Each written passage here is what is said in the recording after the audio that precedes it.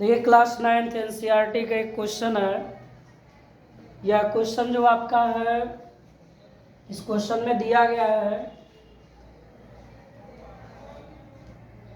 जो चीज़ दिया है उस चीज़ को हम लोग नोट कर लेंगे। एंगल ए बी सी दिया हुआ है, ये सर्कल का क्वेश्चन है और इसमें आप जो जो दिया है लिखेंगे। ओ इसमें तो केंद्र की कोई चर्चा ही नहीं है, तो angle A B C equals to दिया है 61 डिग्री और एंगल ए सी बी जो दिया है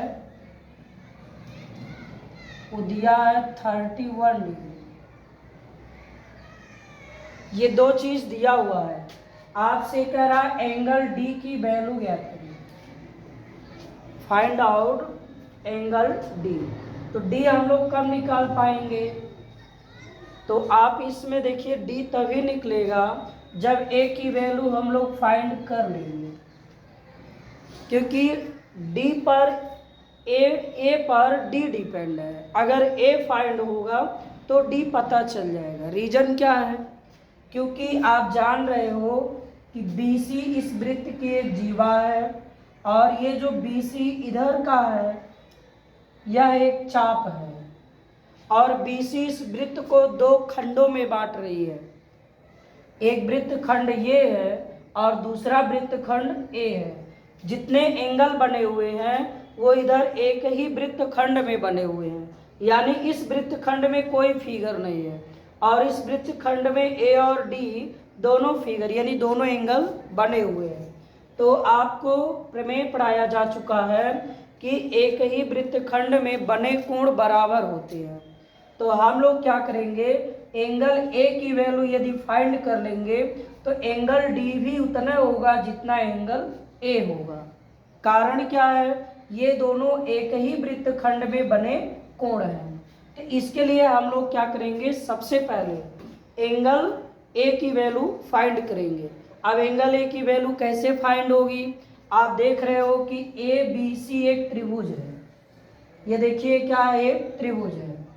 आप पढ़े हो किसी भी त्रिभुज का अगर दो कोण दिया हो तो तीसरा कोण हम लोग निकाल सकते हैं। कैसे निकालेंगे? त्रिभुज के कोण योग गुण से। यहाँ लिखेंगे चूंकि ए बी सी एक त्रिभुज है, ए बी सी एक त्रिभुज है।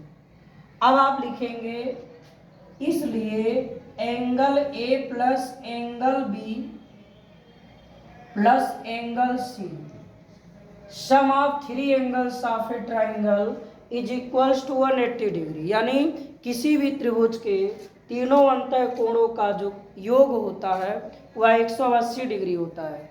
यह चीज प्रमेय हमने अपने चैनल पर सिद्ध भी करा दिया है। आप सर्च करके इस प्रमेय की जानकारी ले सकते हैं, कैसे सिद्ध किया जाता है यह आप जान सकते हैं। एक चीज ध्यान देंगे, एंगल सी पूरा है, लेकिन जब हम त्रिभुज का नाम दे देंगे तो एंगल सी उतना ही लिया जाएगा जो इस त्रिभुज में पड़ेगा। तो इस त्रिभुज के लिए केवल इतना ही एंगल सी कहलाएगा। तो यहाँ पर हम लोग वैल्यू पुट कर देंगे। एंगल ए की वैल्यू नहीं पता है, बी की वैल्यू दिया गया है 69 डिग्री और सी की वैल्यू दिया है 31 डिग्री बराबर इक्वल्स टू 180 डिग्री। अब एंगल ए की वैल्यू निकालना है तो इस वैल्यू को जोड़ के ट्रांसफर कर दो। तो 9 एक 10 3 9, ये हो जाएगा एक 10 100 डिग्री। तो ये हो गया 180 डिग्री माइनस कितना हो जाएगा 100 डिग्री। यहाँ पर प्लस 100 डिग्री आएगा और इसको जब ट्रांसफर करोगे तो माइनस हो गया।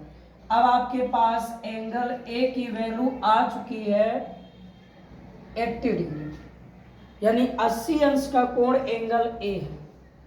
बस इतना जहां आपका पता चल गया तो आप कह सकते हो सर डी भी कितना होगा 80 डिग्री। कारण यहाँ लिख देंगे हम लोग एंगल ए बराबर angle D equals to 80 degree. कारण यहाँ लिखेंगे एक ही वृत्तखंड में बने कोण है।